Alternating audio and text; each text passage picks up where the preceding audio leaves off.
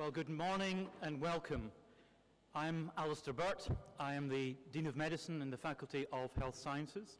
And this session this morning is very much around the application process for entry into the medical program, the Bachelor of Medicine and Bachelor of Surgery, for which I have responsibility. So some of you, in fact probably many of you in the audience, will already be partly through this application process and will already have sat the UMAT test, hence the title. So what I'm going to be talking about this morning is what are the next steps in that application process to get into the degree of MBBS. Now, the MBBS is presented and delivered by the Faculty of Health Sciences. And this faculty is one of the largest in the university. It includes a number of different disciplines, not just medicine, but nursing, dentistry, psychology, and others. And overall, the faculty has as its mission the following: to improve the health and care of individuals and communities in South Australia, more broadly in our region, and globally through world-class research, learning and practice. And it's important that those three all come together: good research, good learning and teaching, and good clinical care. Our programs are highly competitive, and I'm pleased to say highly regarded nationally and internationally, all of the programs that we have within the faculty. And one of the benchmarks for this is an exercise called Course Experience Questionnaires, which is completed by students within the programs. And this gives us some sort of sense of how we stand compared with other institutions around the country. And I'm not going to go through this in detail, but suffice to say that the University of Adelaide's health programs have consistently been in the top 10 around this country. And you can see here that we're way ahead of some of the other larger institutions with larger faculties of health sciences in the eastern coast. Now, I'm specifically here to talk about the Bachelor of Medicine and Bachelor of Surgery. Students applying for and enrolling in this program do so for some varied reasons, but largely most students choose medicine because they've got a fascination with science itself, or a curiosity about the workings of the human body, but combined with this, a desire to help others. And there is absolutely no doubt that medicine is a highly rewarding career which has the ability for its graduates to touch and enrich people's lives, to really make a difference. And I've been privileged to be within this profession since I was a medical student. A career in medicine does require a dedication to lifelong learning. It's not simply finishing the program and that's it. It is something on which the graduates build throughout their career. It is a career which requires and expects a passionate and inquisitive mind, always seeking answers to new questions, and also a compassionate heart.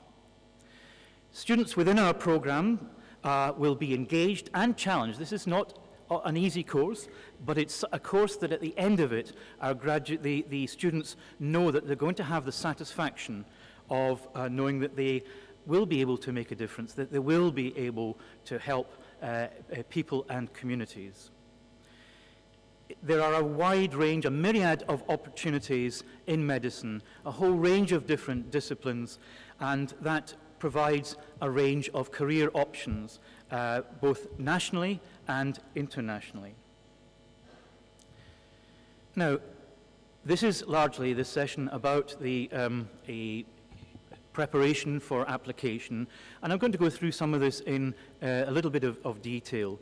I think that most will be aware that the next step of the process is an application to CETAC, and the code, the reference code, and we'll say more about this later, is on the slide up here, 314552.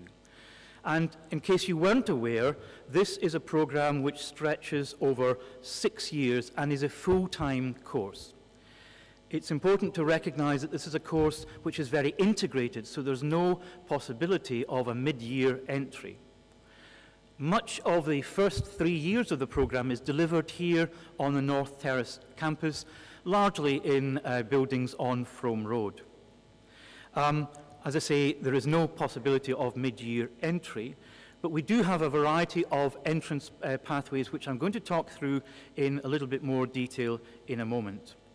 But these include non-school leaver entrance through the STAT route, tertiary transfer from other courses and programs in the University of Adelaide. There is a rural background pathway, which I'll also say more of in a moment. And there is the possibility for those who are afforded the opportunity to come to study in this program to defer entry for up to 2 years. The class size for our MBBS program is around about 170 per year. On the slide here it says 170 to 200. For next year we would not imagine it being more than around 170, of which 30 will be students from international backgrounds.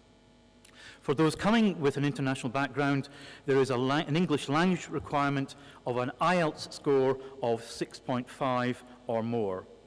And those who are international applicants, in fact, the application date is now passed. It was in June. But for those domestic students who are applying for entry next year, the closing date is Tuesday, the 30th of September. So, a few words about the program before we actually get into the detail about the application process itself. We like to think of the program as having 3 principal streams, and these reflect the elements that are core to medical practice. At the heart of it is an understanding of disease processes, of physiology, the normal workings of the body, and we talk of that as the scientific basis of medicine. Secondly, there is clinical practice, which is a combination of the clinical skills required to examine patients, to take histories, to then synthesize the information from that through clinical reasoning to come up with diagnoses and then decide about potential treatments.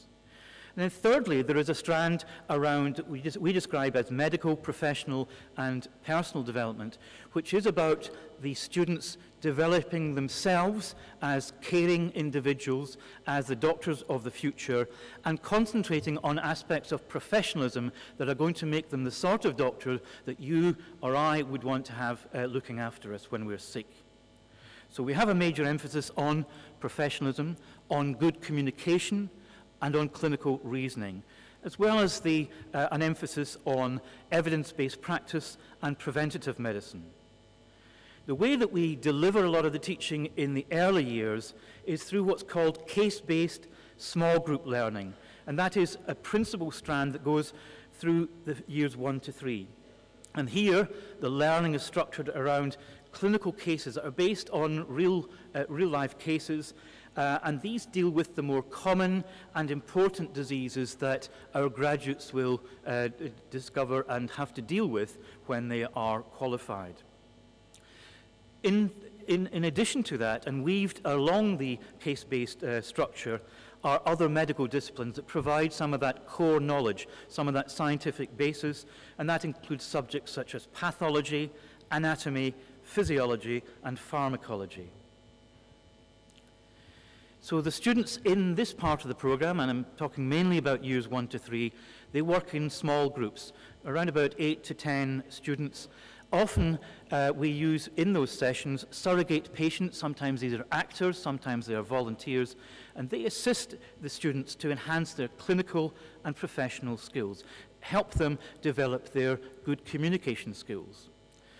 From the start of the program then, our students are introduced to clinical scenarios that reflect the sort of thing that they'll see in real life as doctors. And these provide the basis for learning the scientific foundation of medicine on which they can build that clinical reasoning and clinical skills. The case-based program in years 1 to 3, I've been sat in on a lot of sessions, and it's good fun, well received by the students, but they can be challenging, and they're deliberately set up to be challenging, so that the students have to think outside a rigid framework of a particular case. They've got to explore a lot of this for themselves. In year 3 of the program, though, the students, in addition to having some clinical skills training here on surrogate patients, they then move out into the hospitals, mainly into the public hospitals, and spend up to a day a week refining those clinical skills that they've developed in years 1 and 2. And then in year 4, the students all then go out to clinical attachments around Adelaide in our public hospitals, in general practice, and in other healthcare settings. And in addition, included in this is an element of student choice. So there are core elements that all students have to undertake, but then there are other elements that students are able to elect to do something that they choose for themselves, and it may be something that they would look to do as a career in their future lives. The final year of our program we're very pleased about, because it's something that we know prepares our graduates for their first day as an intern when they hit the wards and they hit the ground running. And we believe that our 6-year program, which is intensive pre-internship training, does prepare our graduates probably better than any other university in this country. Okay, let's talk about the entry requirements and the process, because that's what you're mainly here to hear about. So those who are seeking to be enrolling next year will already be partly along this pathway. The applicants have to register and then sit the UMAT, and then apply through the SATAC route. As I mentioned before, the closing date for that for domestic students is at the end of September. The next stage of the process is that on the basis of the UMAT score, at least for the initial set of interviews, applicants may or may not be invited to come for the oral assessments. After that, the part of the pathway about whether or not an offer is given depends on the academic result, so essentially the year 12 exam results, in combination with the requirement of certain subjects in those examinations, which I'll say a little bit about in a moment. And following all of that, a decision is made by the university as to whether or not an offer would be made through SATAC. Now, the way that we make our final decisions about whether or not an offer is to be made is based on 3 components. It's based on the academic results, it's based on interview results, the oral assessment that I mentioned a minute ago, and also the UMAT scores. And as you'll see here, there are different weightings for those different elements. 40% comes from academic results, 40% from interview results, and 20% from the UMAT. We do not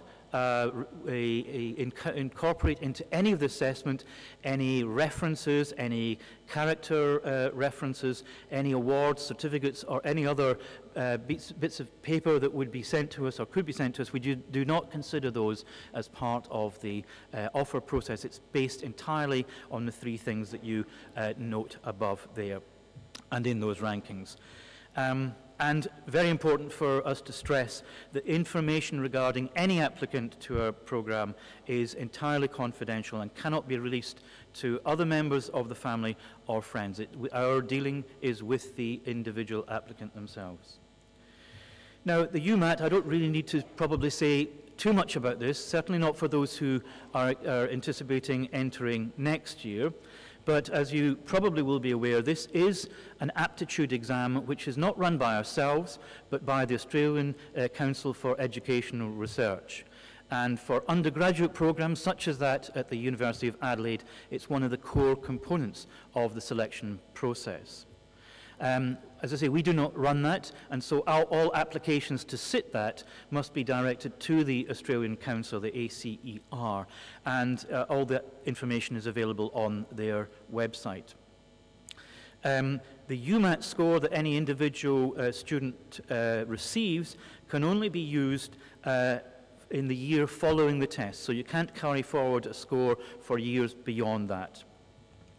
And results from the UMAT test with each of the three sections, the results for this will contribute to whether or not an individual will be offered an interview, and it's important to note that our assessment uses the three different sections of the UMAT to have equal weighting. Okay, so how do we select students for that oral assessment? It's important to note that, as we've done in the past, there are 2 rounds of interviews. The first in November and December, and the second in January. And those interviews are used to assess the skills and qualities that we consider important for undertaking the program, but also for use in future professional practice as a doctor. So for the 2015 entry, the round 1 interviews will be conducted in late November and throughout December, and these will be based, the invitations for this round are based entirely on performance in the UMAT. And the interviews, the invitations for the first round of interviews will be extended via an email in late October. And we anticipate around 500 applicants being invited to attend interviews during that period in late November and December. The second round of interviews will be held in January of next year, and January interview invitations will be based on a combination of performance in the UMAT, but also the academic results, because of course they will then be known by that stage. And we anticipate around 150 to 200 applicants being invited to attend an interview at that diet of interviews. Now, what about the interview structure?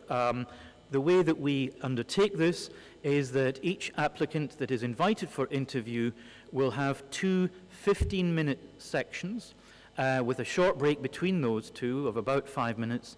And in each section, the applicants will be interviewed by a panel of interviewers, normally 2 individuals. And those are all individuals who have been trained in the assessment procedures, and they're recruited from different groups of individuals, which you can see up here, from academics and professional staff in the university, from some of our clinical title holders in the hospitals, from some of our graduates, and also from individuals who are drawn from a wider community who are not directly linked to the university but have undertaken the training in this in the procedures. And all of this is done quite confidentially in that each applicant will only be told the first name of the panel members, and the panel members themselves will only know the applicant's first name and the SATAC application number, because that's required for reference purposes. So what do we assess at interview? Well, the way that these are set up, it's a series of scenarios and questions that really try to focus on the personal qualities of the applicant, including their motivation to study and then practice as a doctor, their communication skills, their ability to think critically and solve problems, whether or not they're going to be compatible with the program itself. And we also assess their attention to detail and their professional behavior, which can be assessed at interview. We expect all applicants to do some sort of preparation for the interview, but we strongly discourage applicants reciting rehearsed responses. And indeed, any attempts at rehearsing for the interview will trigger the sorts of responses that are just not necessarily heartfelt and not natural, but indeed rehearsed. And we'd rather hear the real sense, the real beliefs of the individuals that are at the interview. So we're not wanting things that are just rote, learnt, and rehearsed for the procedure, for the interview process itself. So in terms of academic score, we have a minimum academic threshold for this program of an 8R score of 90 or above, or an international baccalaureate score of 31 or above, or equivalence overseas. Now, the minimum ATAR to be eligible is 90, as I said, but usually significantly higher ATAR scores are required because it's a very competitive program. And of course, we don't tell the applicants of their ATAR score. That comes from the CASE board. For those who do join us through tertiary transfer, the grade point average that required for entry into the program is 5 or above. Now, I mentioned a little bit a minute ago about prerequisites. There are some subjects that we expect applicants to come to us with. So from CASE stage 2, it is it's one of the following: biology, chemistry, or mathematical studies. Similarly, with the International Baccalaureate, it's biology at SL grade 4 or HL grade 3, or chemistry, or mathematics at the same grades. Or equivalents, as we see up here, from elements within our Bachelor of Health Sciences program for those who are applying through tertiary transfer. Now, there are several entry pathways into the MBBS course program, and these are all spelt out on our website, and time will not permit me to go through these in detail this morning, but just to let you know that there is a process, a pathway for applicants that are of Aboriginal and Torres Strait Islander background, and the details of that are very clearly spelt out on our website. There is a pathway for those students who are in a certain remote rural areas, and the definition of this is really for those who, as of the 31st of December, in the year prior to commencement of the program, have spent at least 5 years in an area that's regarded as a remote area in their category RA2 to 5. Those 5 years since the beginning of primary school. Again, the details of all of this are on the website, as are all the rather precise definitions about what is meant by the remoteness areas of RA2 to 5. Those who are applying through this route, however, we just need to stress that those applicants must complete a statutory declaration form, and that has to go to SATAC within 10 days of the initial application to SATAC for the application to the MBBS program. Other pathways and most common pathway are the secondary school leavers. And again, important that we recognize some definitions to be considered. A secondary school leaver applicant, they must have not have had a tertiary academic record from any university. In other words, they've never previously enrolled in a bachelor degree or higher level program at an Australian or overseas university. As I said earlier, we do have some tertiary transfer students into this program. Those applicants seeking to do that still have to sit the UMAT test and gain a competitive grade to be invited for interview. And then we use the grade point average instead of the ATAR in looking at the academic scores. Again, there's plenty of information about this on the website. And then finally, we do have a pathway which is available for non-school leavers who are eligible to sit the special tertiary admissions test. And again, the information for this is on the website, but this is on the ACER website. Now, for those applicants that are offered a Commonwealth-supported place, there are several different possibilities of offer. And these are all quoted for the university, and these are unbonded medical places, bonded medical places, and medical rural bonded scholarships. And I'll just say a little bit about each of those. Our standard entry category, which has no attached bonding or scholarships, is the unbonded medical place. But the bonded medical place is a consequence of federal government guidelines that has advised all Australian medical schools that approximately 25% of the CSP Commonwealth supported places must be allocated as bonded medical places. By indicating a preference for a bonded medical place, upon accepting an offer, the student will be required to sign a contract provided by government, and this will then outline what is required of the student on graduation. And those who do go down that pathway and have that form of entry will be expected to practice, will be required to practice in a designated area of medical need at the end of their program, and that includes entry into specialist training. That's not necessarily geographically designated areas, but it could be an area of practice where there is where we are undersubscribed. Medical oncology was one, for example, over the last 2 to 3 years. Then finally, there are the medical bonded, rural bonded scholarships. And in 2014, government offered scholarships of $25,000 or more per annum to new medical students for the length of their program in return for a legally binding commitment to practice in rural areas for a fixed period of time following completion of training. Okay, so back to the application process itself. We've kind of said a lot of this already. There are 2 distinct parts of the process. To begin with, there's the UMAT application, and then secondly, there is the application through SATAC. And once again, the closing date for domestic applicants is looming. It's the end of September, and the SATAC code for that is 314552. Applicants will be advised by the faculty via email once formal offers have been made to applicants through SATAC. And it's that stage at which we define which of those entry pathways the applicants are likely to go through. Those that come up for our interviews have to sign a form indicating that they understand that there are all these different ways of entry, including the bonded places and other scholarships.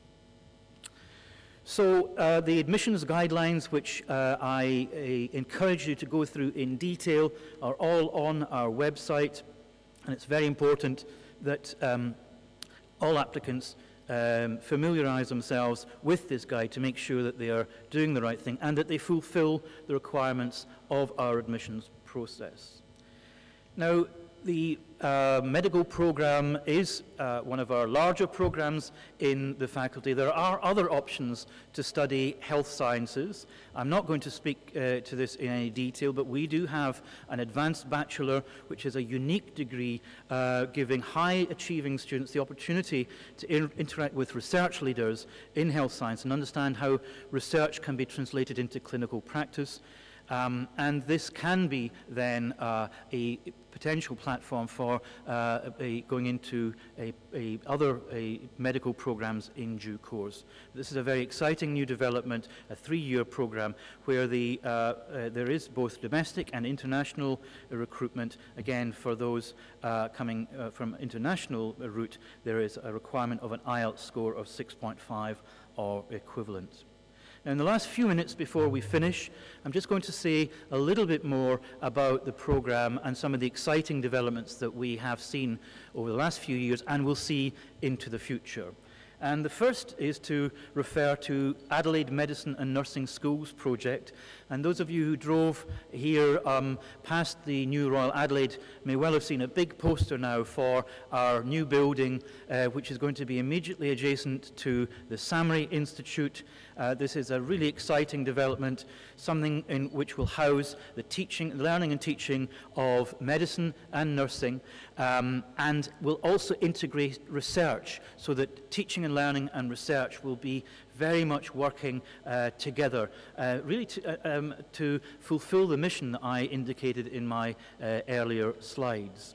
So this is part of a precinct which will be one of the largest health and research precincts in the Southern Hemisphere, so it's going to be co-located with the new Royal Adelaide and Samri. And we'll have around about 1,500 students in there and 300 staff. And this is due for completion in early 2017, so students who enroll in the program next year will spend a sizable time of their studies in University of Adelaide in this new facility. This will house some state-of-the-art clinical skills facilities, building on what we've already developed over the last few years. So this is where we have an environment in which medical students and nursing students can practice all sorts of surgical and other techniques and its clinical skills in a safe environment. Adjacent to this, there is cutting-edge technology that allows researchers to find new methods and cures, and they feed into our innovative programs. And the clinical skills that we currently do is based in Frome Road, but in fact when we move to the new premise, this will be absolutely state-of-the-art stuff. The Robin Warren Clinical Skills Lab is a fabulous facility, and we will replicate that in the new building. And we have in the Robin Warren Lab a contemporary, versatile layout which mirrors the concepts of modern hospitals like the new Royal Adelaide. We have individual patient rooms, and the students in those rooms are able to work in groups to gain the confidence and skills that they will need to work in clinical arena. It is used by both nursing and medical students, and it's used also as part of their assessment at all years of their study. So there is this integrated interprofessional learning which we're very proud of, and certainly something that we're going to be seeing more of as time goes by. So that is the end of this session. This is a very large group. For those that have individual questions, I'd ask that you keep those for our team that will be based on the Barsmith lawns. There will be a number of staff available to point you in the right direction to that, so that team down there will be able to answer some of the specific questions that you may have. Thank you very much for your attention.